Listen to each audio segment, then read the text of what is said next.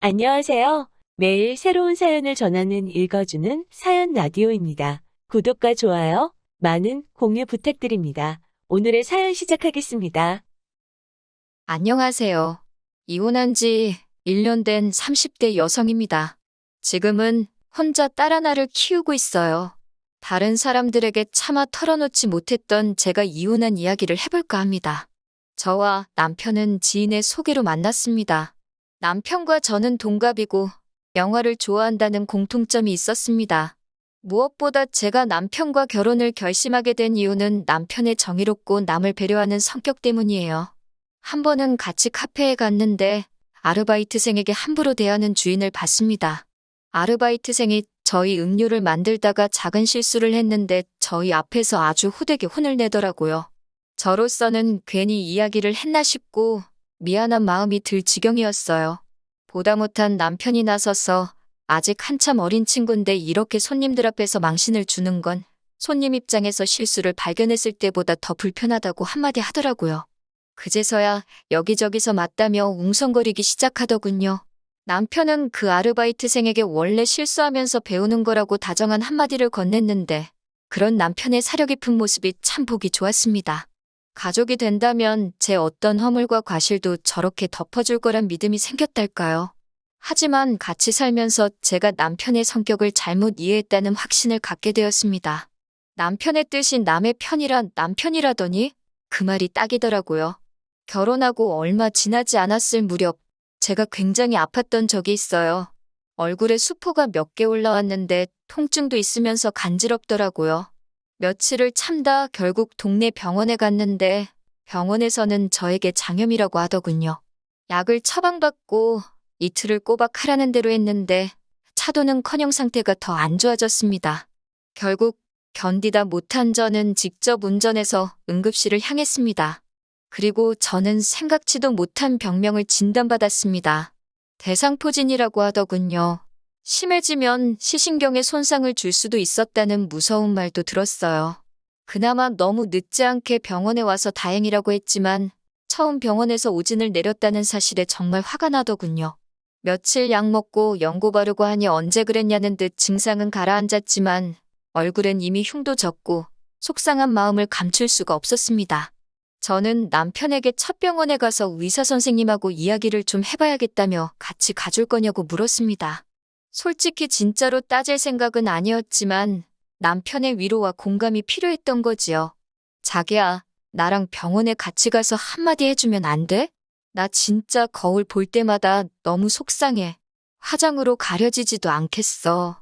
그 의사 선생님도 나름 최선을 다했을 텐데 꼭 그렇게 가서 그 사람을 난처하게 만들어야겠어? 사람이 살다 보면 실수도 할 수 있는 거잖아. 당신은 실수 안 해? 그런 이야기 하자는 게 아니잖아. 그리고 의사가 아픈 환자를 상대로 실수를 하면 안 되지. 이런 대화가 오고 가니 의사에 대한 분노는 온데간데 없고 남편에 대한 화가 치밀더라고요. 남편이랑 한마디라도 더 하면 정말 싸울 것 같아서 속으로 말을 말자 생각하곤 등을 돌리고 누웠습니다. 그제서야 남편은 저더러 그런 흉이 있어도 예쁘기만 하다며 신경 쓰지 말라더군요. 평소답지 않은 넋살을 부리는 걸 보니 자기도 속이 있어 저러는가 싶었습니다. 전 남편에게 앞으로는 먼저 제 기분을 살피고 말을 했으면 좋겠다고 했고 남편도 꼭 그러겠다 약속했습니다. 하지만 집버릇 걔 못 주더라고요. 생각해보니 딸아이를 낳고 나선 이런 일도 있었네요. 시아버지의 생신을 축하드리기 위해 온 가족이 시댁에 모였습니다. 신혼부부도 왔어요. 신혼부부에게는 9살 난 아들이 있었고요. 딸애가 칭얼거려서 모유 수유를 하러 작은 방으로 들어가는데 시조카가 쫄래쫄래 저를 따라오더라고요. 처음엔 저희 딸이 예뻐서 쫓아오는 줄 알았기에 동생 맘마 먹어야 하니까 밖에서 기다리라고 했습니다. 하지만 시조카는 실실 웃으면서 구경하면 안 되냐고 계속 조르더라고요. 아무리 조카여도 모유 수유하는 모습을 보여주기는 싫었습니다. 제가 안 된다고 나가라고 하니까 징징거리던 시조카가 씩씩거리면서 방 밖으로 나가더라고요. 그러던지 말던지 딸애가 칭얼거리고 있으니 마음이 급해서 방문을 잠궜습니다. 막 수유를 시작하려는데 시아버지가 방문을 쾅쾅 두드리며 방문을 열라고 하시더군요. 큰 소리에 놀란 딸은 울어대기 시작했고 시아버지는 전후 사정도 모르시면서 저에게 왜 시조카를 쫓아내냐고 화를 내셨습니다. 당혹스러운 상황에 정신이 하나도 없었네요. 남편은 시아버지께 한 번만 용서해달라며 저에게는 애를 상대로 어른답지 못한 행동이었다며 지적을 하더군요. 시조카가 호기심이 많아서 그런 건데 천천히 알아듣게 설명을 해줘야지. 밖에서 기다리라고 하면 되냐고 훈계도 하고요. 제가 남편에게 딸이 배고파서 우는 건 눈에 안 보이냐고 물으니 애기들은 원래 항상 운다면서 배가 고픈 건지 아닌지 저더러 어떻게 아냐고 오히려 짜증을 내더군요. 일단은 시아버지의 생신날이기도 했고 분위기도 급속도로 어색해진 점에 대해서 일말의 책임감이 느껴졌습니다. 괜히 이런 일로 저나 딸이나 미움을 사는 건 아닌가 순간 걱정도 되었고요. 결국 어쩔 수 없이 일단은 시아버지께 소란을 피워서 죄송하다고 했고 시조카에게도 숙모가 무섭게 굴어서 미안하다고 사과 아닌 사과를 했네요. 그런 모습을 남편은 자기가 무슨 대단한 사건이라도 해결한 것 마냥 어찌나 뿌듯하게 바라보고 있던지 가서 한 대 때려주고 싶은 심정이었습니다. 그리고 그제서야 남편이 정의롭고 올바른 사람이 아니라 다른 사람들에게 좋은 사람으로 보이고 싶어하는 단순한 관심종자라는 걸 알게 되었습니다.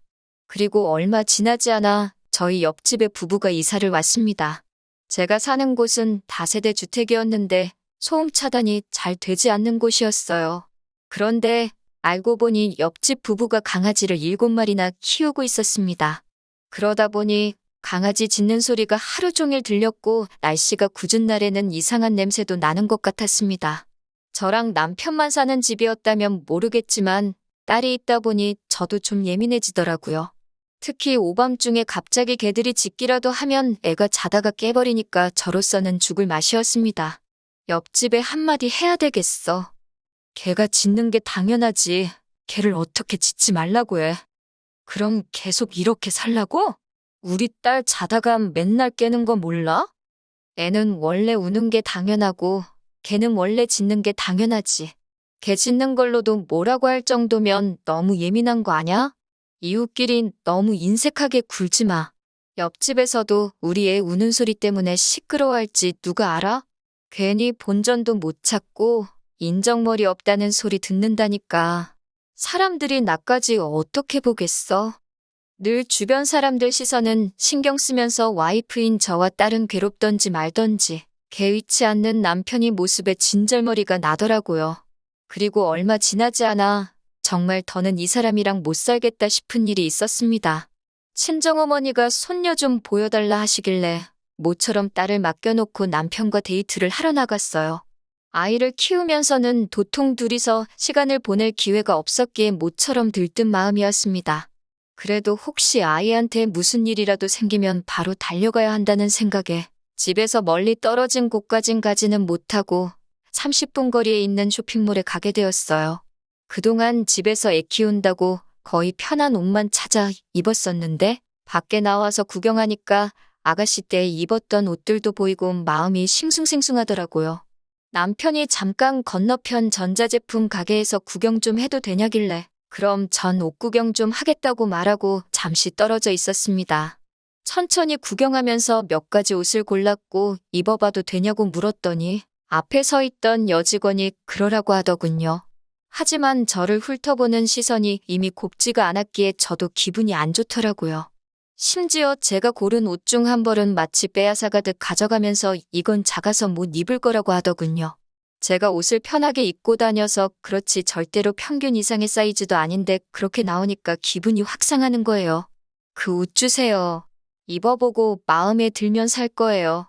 손님, 솔직히 딱 봐도 안 맞으실 것 같은데요. 괜히 입어보셨다 안 사면 옷 늘어나서 다른 사람한테 못 팔아요. 제가 옷 입는데 옷은 프리 사이즈잖아요. 어이가 없네요. 손님, 저 장사 하루 이틀 하는 거 아니거든요? 어쩌다 보니 옷은 입어보지도 못하고 직원하고 실갱이를 하게 된 거예요. 너무 속상하고 창피한데 마침 남편이 보였습니다. 남편이 무슨 일이냐고 묻길래 아무것도 아니라고 그냥 가자고 했어요. 그러자 그 직원이 제 뒤통수에다 대고 사지도 않을 거면서 짜증나게 일거리만 만들고 간다고 궁시렁대더군요. 남편도 그 소리를 들었는지 저더러 마음에 드는 거 있으면 그냥 하나 사라고 하더군요. 저는 안 산다고 그러고 가게를 나왔습니다. 생각할수록 불쾌해서 뭐 저런 가게가 다 있나 싶었습니다. 남편은 요새 불경기라 그런지 다들 예전만큼 친절하지 않은 것 같다고 하더군요. 그러면서 저에게 저도 잘한 거는 없다고 하는 거예요. 사지도 않을 건데 물건을 만지작거리면 누가 좋아하냐고요? 그리고 딱 보니까 옷가게 직원도 우리보다 한참 어린 아가씨 같던데 어떻게든 먹고 살려고 장사하는 게 참 안쓰럽고 대단해 보인다 하더군요. 순간 저는 제 머릿속에서 마치 이성의 끈이 끊어지는 듯한 느낌을 받았습니다. 자기? 지금 누구 편이야? 저 여자 편이야? 내 편이야? 저 여자가 자기 누나라도 돼? 여동생이라도 돼? 저 사람이 뭔데 내가 옷을 살지 안 살지 마음대로 정하고는 입어보지도 못하게 해? 당신이 지금 이해하고 챙겨야 하는 건 나야. 당신 와이프라고. 이름도 모르는 옷가게 직원이 아니고 제가 상가 사람들이 다 들을 만큼 소리를 치자 남편도 그제서야 저를 달래려고 들더군요. 저런 거 안 입어도 예쁘기만 하다면서요. 저도 이때만 해도 제가 이 일로 인해 이혼까지 생각하게 될 줄은 솔직히 몰랐습니다. 그런데 집에 돌아와서 며칠간 곰곰이 생각을 하다 보니 저는 남보다도 못한 남편이랑 살고 있더라고요. 저라고 왜 블라우스 안 입고 싶고 원피스 안 입고 싶겠어요? 질끈 묶는 머리 대신 미용실에서 드라이 받고 애한테 상처 낼까 걱정돼서 바짝 깎은 손톱 대신 예쁘게 매니큐어도 바르고 싶어요. 하지만 남편과 저의 소중한 딸을 위해서 포기하고 살고 있는데 정작 남편은 그런 건 관심도 없고 그저 다른 사람들이 자기를 어떻게 볼까 그것만 걱정하고 있었으니까요. 자기가 내 남편이면 다른 사람이 나를 부당하게 대할 때 쫓아가선 내 아내한테 왜 그런 식으로 말하냐고 따질 수 있어야 하는 거 아냐? 그건 너무 충동적이고 감정적이라 아무 문제도 해결 못해. 그리고 당신이 실수한 거 맞잖아. 골백 번을 남편에게 왜 제가 서운한 건지 설명을 해줘도 남편은 들어먹을 생각조차 없는 인간 같았습니다. 말을 하면 할수록 벽하고 말해도 이거보단 낫겠다 싶더라고요. 결국 얼마 지나지 않아 저는 남편에게 우린 너무 안 맞는 것 같다고 헤어지는 게 낫겠다고 말했습니다. 마지막 순간까지도 남편은 제 기분을 살피는 게 아니라 그럼 가족들한테는 제가 이혼하자고 한 거니까 제가 나서서 이야기를 하라더군요. 그런 남편을 보면서 정말 감정이라는 게 없나 싶을 지경이었어요. 저는 남자 혼자서 애를 키우면 사람들이 이상하게 보지 않을까 걱정되지 않냐고 물었습니다. 사람들의 이목을 중요하게 생각하는 남편의 성격을 알고 떠본 거였지요. 아니나 다를까 남편은 딸은 제가 키우는 게 좋겠다고 하더군요. 마치 정말 그렇게 생각한다는 듯 남자 혼자 키운 딸보다 엄마가 혼자 키운 딸이 더 섬세하고 착하다면서요. 무슨 근거로 그런 소리를 하는지는 알 수 없었지만 전 그저 남편이 딸을 포기한다는 사실만으로도 너무 기뻤습니다. 위자료 대신 일시불로 양육비를 달라고 했습니다. 그렇게 안 하면 한 달이라도 양육비를 밀릴 때마다 당신 직장이고 어디고 쫓아가서 1인 시위라도 할 거라 하니까 겁이 났는지 알겠다고 변호사 구해서 이야기해보라고 하더군요. 그 이후로 이혼까지는 굉장히 원활하게 흘러갔습니다. 내 편이 아니라 남의 편이라 생각하니 의지하고 싶지도 않고 기대되는 것도 없더라고요. 그렇게 결혼 생활 2년 만에 남편과 파경을 맞게 되었네요. 그게 벌써 1년도 더 된 이야기고요. 지금 저는 딸하고 친정부모님과 같이 살고 있어요. 온 가족이 저희 딸을 워낙 공주처럼 살피니 아이도 더 밝아지고 애교도 많아졌어요. 정말 눈에 넣어도 아프지 않을 것 같다니까요. 남편에 대한 소식은 이따금씩 시어머니를 통해 듣긴 합니다. 시어머니가 워낙 손녀를 예뻐하셨기에 이혼할 때 가끔 사진만이라도 보내달라고 몇 번이고 부탁을 하셨거든요. 차마 싫다 소리를 못해서 지금은 한 달에 한두 번 사진을 보내드리고 있어요. 남편은 다니던 회사에서 잘렸다는 것 같습니다. 본인 말로는 주변 사람들이 자기를 시기해서 그렇게 되었다는데 평소에 저한테 했던 걸 생각해보면 혼자 정의로운 척, 올바른 척하다가 지 발등 지가 찍었을 거예요. 안 됐다는 생각도 전혀 안 드네요. 그렇게 진짜 누구 편을 들어야 할지 분간도 못하고 조금이라도 폼 잡을 수 있는 걸 고르는 사람이니까요.